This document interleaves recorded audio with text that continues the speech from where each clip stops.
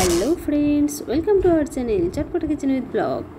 আজ আমি চলে এসেছি দারুণ মজাদার একটা স্ন্যাক রেসিপি নিয়ে। চলুন তাহলে রেসিপি তৈরি করি। রেসিপিটা তৈরি করার জন্য নিয়েছি পেঁয়াজ, রসুন, আদা, কাঁচা লঙ্কা আর চিকেন কিমা। এবার আমি গ্যাস অন করে কড়া বসিয়ে তেল নিয়ে নিয়েছি। এর মধ্যে দিয়ে দিচ্ছি আদা আর রসুনের কিমা। এবার আদা রসুনের কিমার পর এবার আমি দিয়ে দিচ্ছি পেঁয়াজ কুচানো, কাঁচা লঙ্কা কুচানো। এবার এগুলো হালকা করে একটু ভেজে নেব। দেখুন এগুলো ভাজা হয়ে গেছে। এবার আমি দিয়ে দেবো অল্প একটু লবণ। লবণটা আমি স্বাদ অনুযায়ী দিয়ে নিচ্ছি। আগে আমি চিকেন কিমার মধ্যে লবণ আর হলুদ দিয়ে মেখে রেখেছি। এবার আমি চিকেন কিমাটার মধ্যে দিয়ে নিচ্ছি।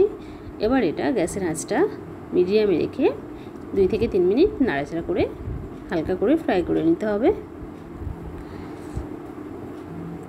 দেখুন এটা হয়ে গেছে রেডি। এবার এটা প্লেটে নামিয়ে নেব। আর আগে থেকে আমি মেখে রেখেছি ময়দা, যেভাবে আমরা লুচির জন্য ময়দা মাখি সেভাবে মেখে আমি এভাবে লেচি কেটে নিচ্ছি। এবার এগুলো ছোট ছোট লুচির সাইজের করে বেলে নিচ্ছি। দেখুন সবকটা লুচি আমার বেলা হয়ে গেছে। এবার অল্প করে আমি তেল লাগিয়ে একটা লুচির ওপর তার উপর ময়দার ছড়িয়ে নিচ্ছি। এবার এর ওপর আবারও একটা লুচি দিয়ে নেব।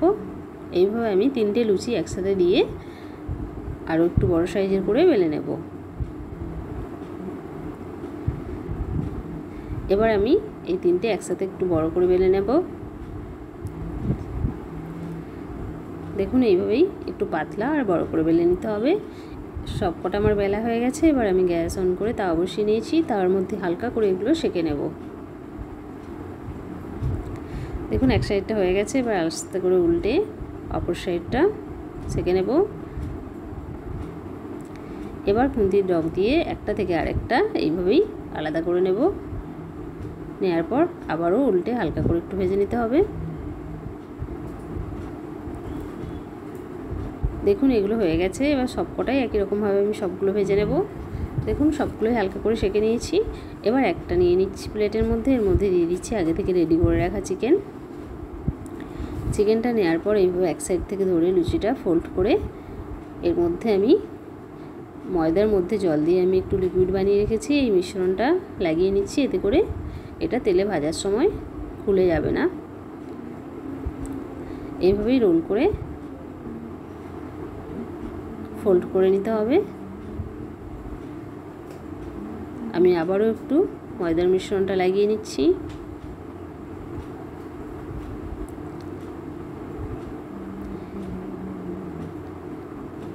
দেখতেই পাচ্ছেন আমি কীভাবে তৈরি করে নিচ্ছি।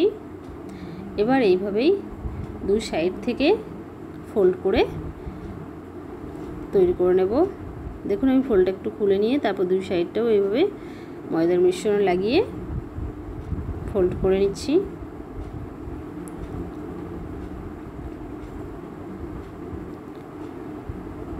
দেখুন একইভাবে রেডি হয়ে গেল খুব সুন্দর একটা রোল।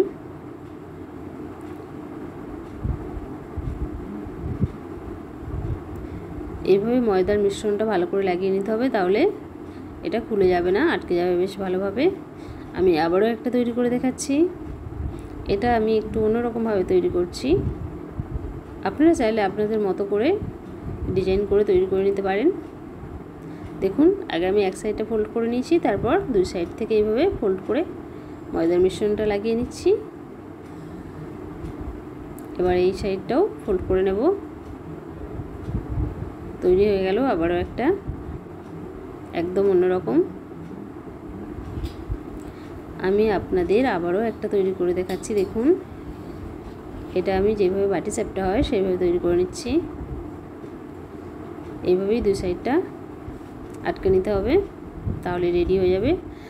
আমি তেল গরম করে নিয়েছি। এবার তেলের মধ্যে দিয়ে ভেজে নেব।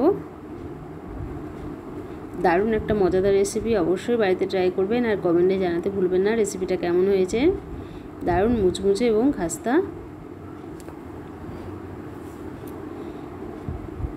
এইভাবেই 2 সাইড ভালো করে ভেজে নিতে হবে। গ্যাসের আঁচটা বন্ধুরা মিডিয়ামে রাখবেন।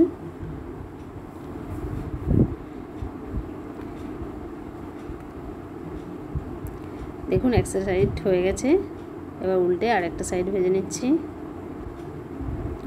এগুলো বেশ ভালো করে গোল্ডেন ব্রাউন করে ভেজে নিতে হবে। দারুণ মুচমুচে এবং দারুণ টেস্টি একটা রেসিপি। এগুলো ভাজা হয়ে গেছে, এবার আমি এগুলো তেল থেকে তুলে নেব আর একইভাবে বাকিগুলোও ভেজে নেব।